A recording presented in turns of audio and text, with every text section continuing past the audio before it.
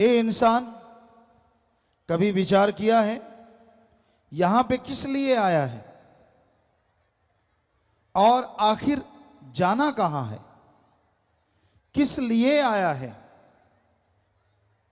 आमतौर पे लोगों का एक रवैया बन चुका है, खाओ पियो ऐश उड़ाओ, ये जग मीठा अगला किसने देखा है। अगला जिन संतों ने, पीर फकीरों ने, पैगंबरों ने देखा है उनकी मानने को तैयार नहीं होता। उनके लिए कह देता है कि नहीं,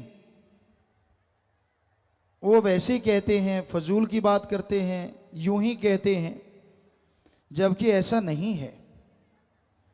तो भाई ये सोचो, आप किस लिए आए हैं, क्या आपका काम है और क्या कर रहे हो, ये जानना अति जरूरी है। एक बात आपको बताएं, हमारे धर्मों में इंसान को सर्वश्रेष्ठ बताया है कि सबसे श्रेष्ठ इस धरती पे अगर कोई प्राणी है तो वो है मनुष्य। हिंदू धर्म में कहा है सर्वश्रेष्ठ, अति उत्तम जून, सरदार मुखिया जून। इस्लाम धर्म में बोला गया खुद मुख्तियार जून। सिख धर्म में कहा गया सर्वश्रेष्ठ सरदार मुखिया जून। और इंग्लिश फकीर भी यही कहते हैं कि इंसान जैसा कोई दूसरा नहीं।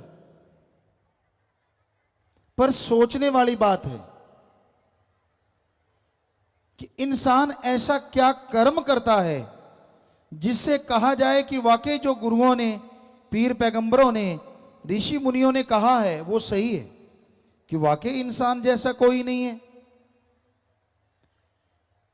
देखते हैं आदमी और जानवर, पशु पक्षी में क्या फर्क है। अगर निगाह मार के देखें तो पशु पक्षी भी खाते पीते हैं और जानवर भी खाता पीता है। फर्क मात्र इतना है, इंसान जब चाहे, जैसा चाहे वैसा खाने की कोशिश करता है, और जानवर पक्षियों को जब मिल जाए, जैसा मिल जाए उसे खा के पेट भरने की कोशिश करते हैं। मकसद तो दोनों का एक ही है, मतलब तो दोनों का एक ही है, अपना पेट भरना, अपने लिए ताकत पैदा करना। तो घर परिवार जानवरों का घर होता है, घोंसले होते हैं पक्षियों के, उसी तरह आदमी का भी घर होता है। बाल बच्चे आदमी के, जानवर पक्षियों के भी होते हैं। फर्क क्या है?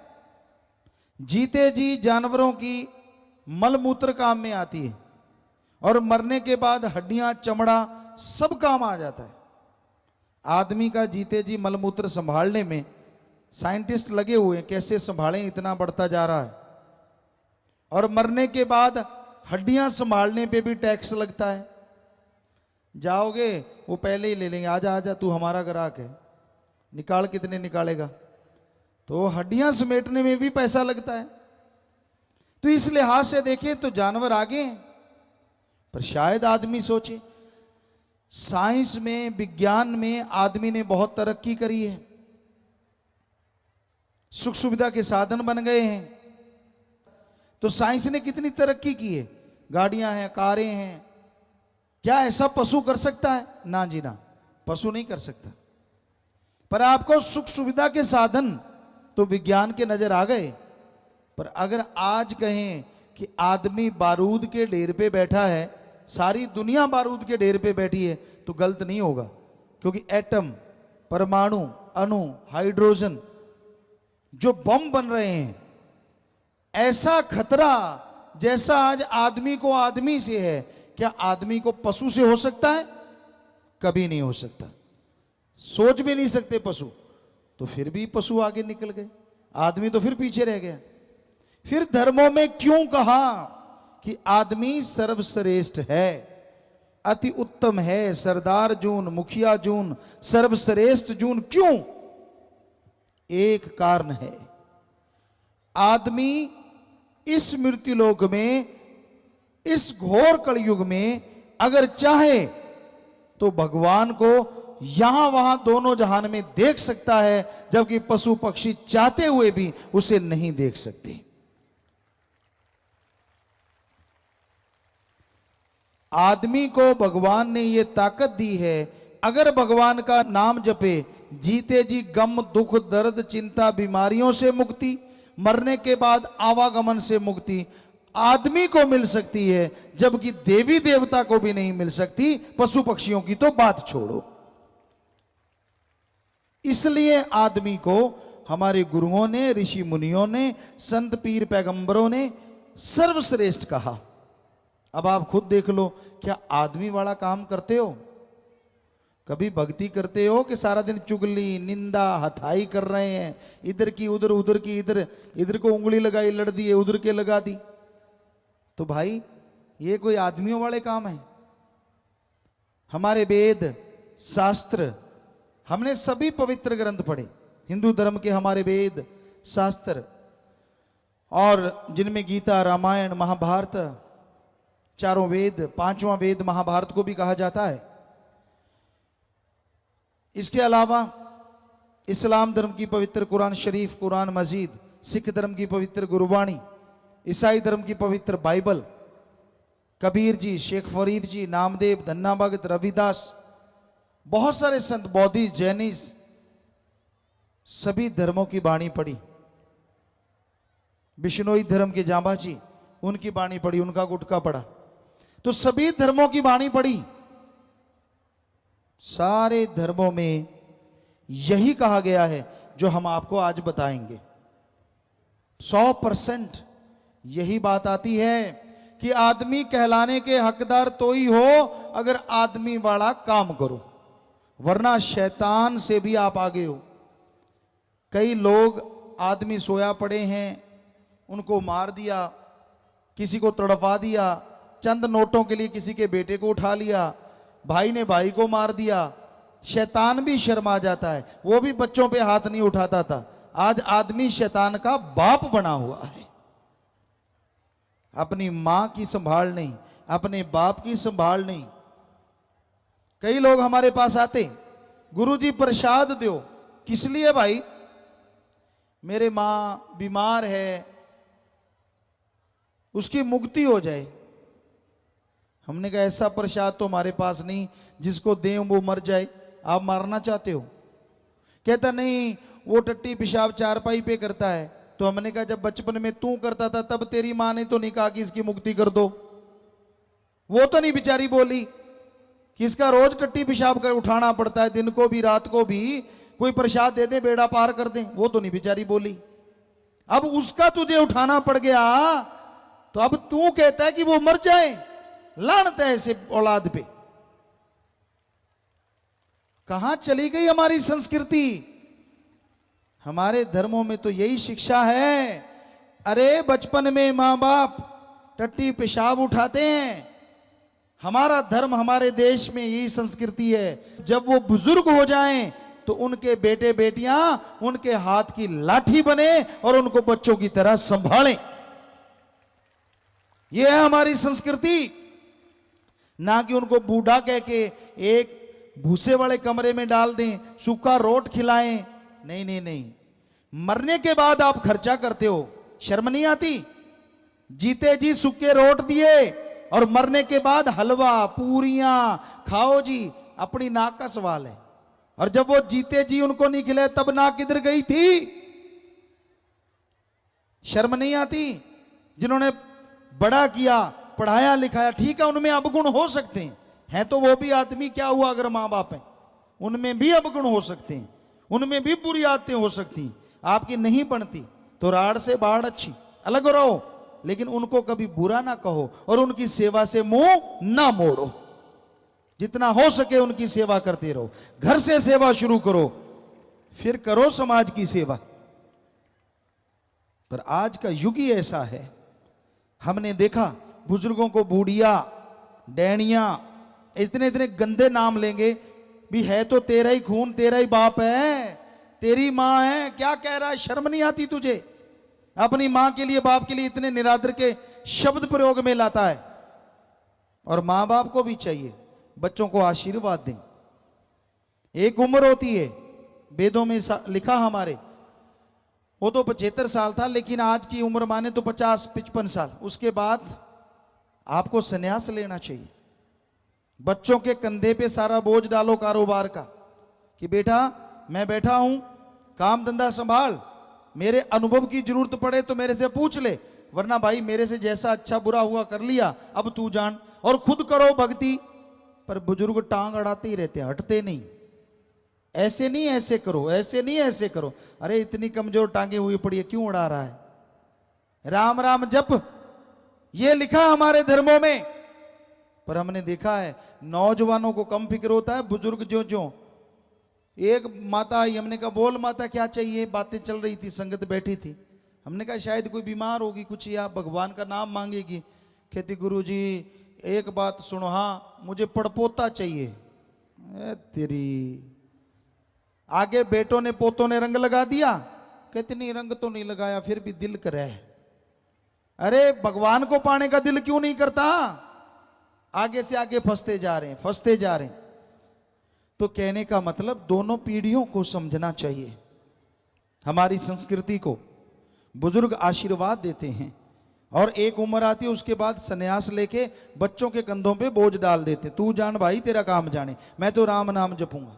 तो दोनों पीढ़ियों में कमी है, नौजवानों में भी बुजुर्गों में भी।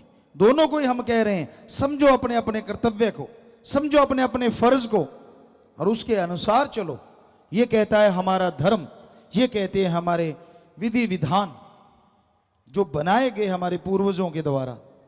ये ना सोचे मैं किस काम को हूं आया, किस लिए जन्म दुर्लभ है पाया, संत रहे बता तेरा काम है क्या।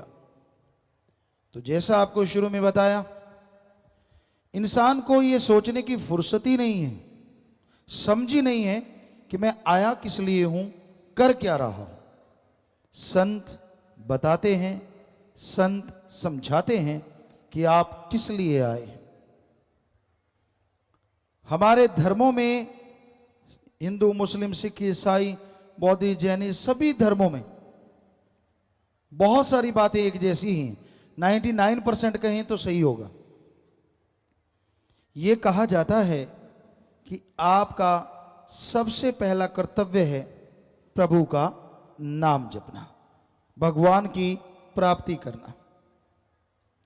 और दूसरा जो कर्तव्य है वो है इस धरती पे रह के कर्म जोगी बनना, यानी अच्छे कर्म करके अपने कर्तव्यों का निर्वाह करना। जो भी आपका फर्ज है, जो भी आपकी ड्यूटी है, सही तरीके से उसका निर्वाह करें। ठगी, बेईमानी, भ्रष्टाचार, लूट खसूट, किसी का हक मार के खाना, ये हमारे सारे धर्मों में मना है। झूठ बोल के लोगों को बुद्धू बनाना, बिना वजह बहसबाजी करना, नशे करना, ये सब बर्बादी का घर है। आप देख लो, अच्छे भले मानस होते हैं, अच्छे बड़े घर होते हैं, जब नशा घर में बढ़ जाता है तो बर्बादी ही बर्बादी हो जाती है। हर धर्म में लिखा है कि भाई नशा ना करो, नशे बर्बादी का घर है। हमारे देश में किसी नशे के लिए किसी भी धर्म में कोई जगह नहीं है। कई लोग कहते हैं गुरुजी नशा बंद नहीं होता, ठेके खुल जाते हैं। आप पीना बंद कर दो, देखते हैं ठेके पशुओं के लिए खुलते हैं क्या? कर दो बंद, फिर देखते हैं कैसे खुलेंगे ठेके, जब कोई जाएगा ही नहीं लेने। तो आप पीते हो, आप नशे करते हो, तभी ये खुलते हैं भाई। पशुओं के लिए तो कोई ठेका खुलता नहीं। तो इसलिए आपको जागना होगा, समाज को जागना होगा, नशों को त्यागना होगा। नशे बर्बादी का घर हैं, कभी किसी को खुशहाल नहीं बनाते। हमारे देश में तंबाकू के नशे से जितना कुछ बनता है, अफीम की खेती से, उसमें 1 मिनट में मरने वाले 2 लोग हैं। यानी जैसे आप घड़ी देख लो, 1 मिनट हो गया, अपने देश में इन नशों से 2 लोग मर जाते हैं 1 मिनट में। इतना बर्बादी हो रही है। ये डॉक्टरों का रिसर्च है, हमें दिया गया, लिख के बताया। तो भाई ये बड़ी दुखद पहलू है। हमारा देश धार्मिक देश कहलाता है और इस धार्मिक देश में सबसे ज्यादा लोग जो मर रहे हैं वो अधर्म का कर्म करके, यानी नशे करके। धर्म कहता है नशा करो, धर्म नशा करने से रोकता नहीं। नशा करो और डट के करो, पर राम नाम का करो, अल्लाह की इबादत का करो, वाहिगुरु की याद का करो, भगवान की भक्ति का करो, करो जितना मर्जी। फर्क क्या है दोनों नशों में? अब दुनिया के नशे जितने करोगे, शरीर बर्बाद, तन बर्बाद, मन बर्बाद, आत्मा बर्बाद, परिवार बर्बाद, घर बर्बाद और कुल का नाश। और राम नाम का नशा करोगे, समाज में इज्जत, शरीर तंदुरुस्त, अंदर सुरूर, चेहरे पे नूर और कुलों का उद्धार हो जाएगा। जमीन आसमान क्या, कहीं भी मुकाबला नहीं।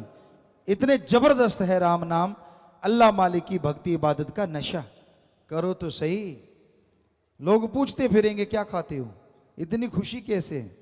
आजकल खुशी लाने के लिए क्लब बने हैं बड़े बड़े महानगरों में, और वहां पैसा लेते हैं और हा हा ही हु हु। अब आपके सामने कोई हा हा करेगा तो आपको भी हा तो हो गई, पर ऊपर से हा होने से अंदर के गम नहीं मिटा करते।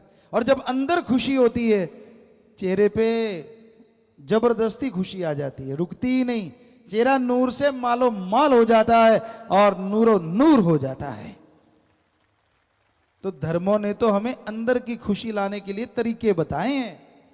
सुमन करो, मेहनत करो, कर्म करो, बाकी भगवान पे छोड़ो, वो जाने उसका काम जाने। कर्म जोगी और ज्ञान जोगी बन जाओ। अच्छे कर्म करो, इसका ज्ञान हो। और सिर्फ ज्ञान लेके घूम रहे हो, कोई फायदा नहीं अगर कर्म नहीं करते। बहुत लोग होते हैं पढ़ते रहते पढ़ते रहते पढ़ते रहते। हमारे धर्मों में लिखा है, पढ़ पढ़ के चाहे ट्रक भर लो, बड़े बड़े हाल कमरे भर लो किताबों से, पढ़ते गए और अमल के नाम पे जीरो। छोटा सा उदाहरण आपको दें, घर में घी है, दूध है, छाछ है, बादाम है, मक्खन है, सब ताकत की चीजें हैं। पर खाओ ना, सुबह शाम धोख मारते रहो तो ताकत आ जाएगी क्या? नहीं आएगी, नहीं आएगी ताकत।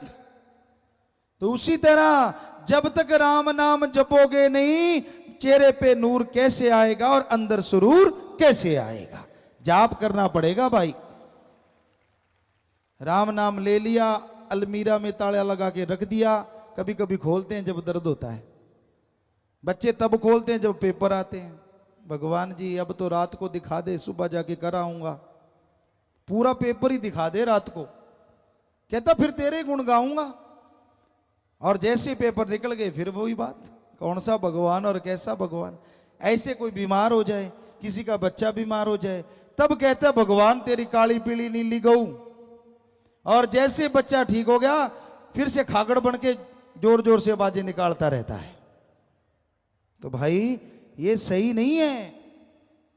भगवान को लगातार याद करो, सुबह शाम। जैसे जरूरी है ना रोटी खाना, भोजन करना, वैसे समझो भगवान का नाम लेना भी जरूरी है।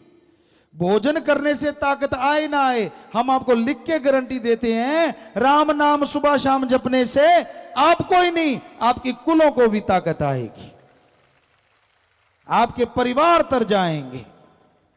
ऐसा है राम नाम। फिर भी आप ना जाप करना चाहो तो भाई हम क्या करें?